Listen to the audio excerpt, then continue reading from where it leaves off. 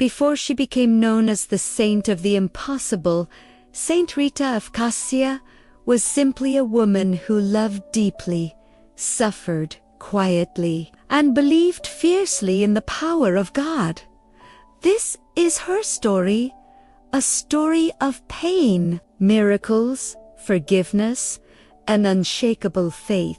A story that continues to inspire millions around the world. Rita was born in 1381 in the small town of Raccaperina, Italy. From her earliest years, she was gentle, prayerful, and filled with a deep desire for peace. Her parents were humble, kind, and respected as peacemakers. They taught Rita that love is stronger than hatred, and forgiveness is stronger than revenge. Even as a child, Rita dreamed of becoming a nun. She longed to dedicate her life to God.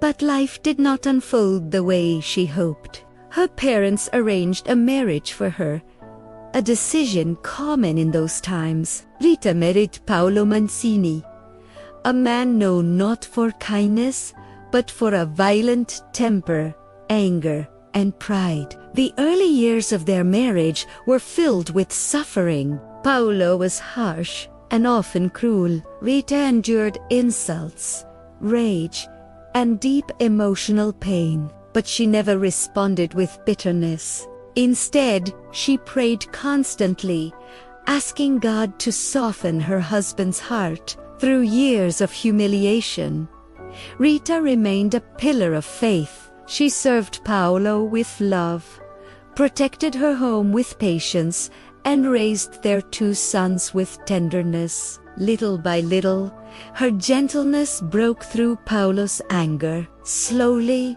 he began to change. Rita's compassion healed what anger had destroyed. But just as peace finally entered their home, tragedy struck. Paolo, caught in a long-standing feud, was murdered on the road.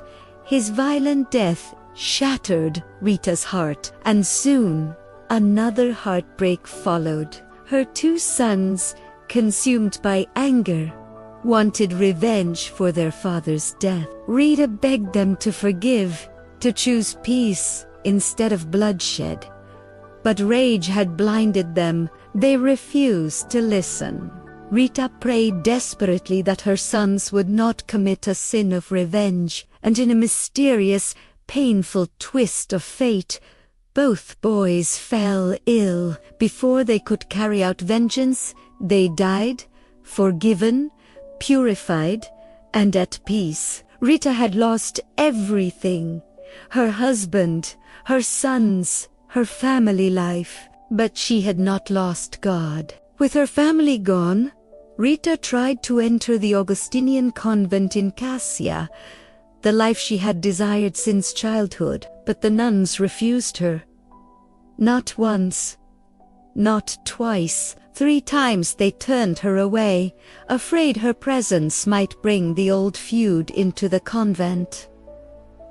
Rita didn't give up. She prayed for God to open a door no human could close. One night, as Rita prayed, something extraordinary happened. The saints she had always admired, Saint Augustine, Saint John the Baptist, and Saint Nicholas, are said to have appeared and guided her through locked doors. When the nuns awoke, they found Rita inside the convent chapel, kneeling in prayer. The impossible had happened. They finally accepted her. In the convent, Rita lived a life of deep prayer, fasting, and charity.